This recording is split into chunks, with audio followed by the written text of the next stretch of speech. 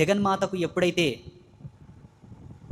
పూర్ణ దివ్య చైతన్య సంపార్జనమైనటువంటి శక్తి ఆవరిస్తుందో ఆ సందర్భంలోనే మనము కూడా మన గర్భాలయం లోపల జగన్మాతకు చేయవలసిన తంతును నిర్వహించి అక్కడి నుంచి 5 రోజుల వరకు ఆలయం చుట్టూర్త విశాలమైన ప్రాంగణం ఉంది, ప్లేస్ ఉంది. ఎక్కడన్నా కూర్చొని మీకున్న మంత్రములను జపం చేసుకొని మీకున్న మంత్రములను ఆవాహన చేసి సిద్ధిని పొందేటట్టుగా భగవతిని ప్రేరేపించి అడుక్కుంటే అమ్మ తప్పకుండా ఇస్తుంది. ఎలా చేయాలి? ఇప్పుడు మీకు నవార్ణ మంత్ర ఉపదేశమైనది.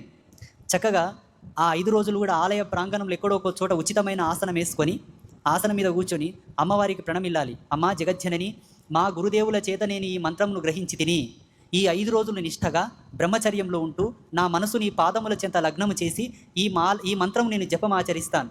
నా మంత్రమును నాకు సిద్ధింపజేసి నా మంత్రంలో ఏదైనా దోషమున్నా దాన్ని తీసుకొని నా మంత్రమును నాకు వశపరిచి నన్ను పూర్ణ చైతన్యవంతుని గావించు తల్లి అని మీరు నమస్కారం చేసుకుంటే తప్పకుండా ఆ మంత్రమునకు సంబంధించిన పూర్ణ ధర్మములన్నీ సిద్ధిస్తాయి. అంటే మంత్రమునకు సంబంధించిన పురచ్చరణ, మంత్రానికి సంబంధించినటువంటి దానము, మంత్రసిద్ధికి సంబంధించిన హోమ విధి, తర్పణ విధి, మార్జన విధి, నదీ స్నాన విధి, ఆచార్య వందన సిద్ధి కూడా మీకు ఈ 5 కూడా సంపుష్టిగా సిద్ధిస్తాయి.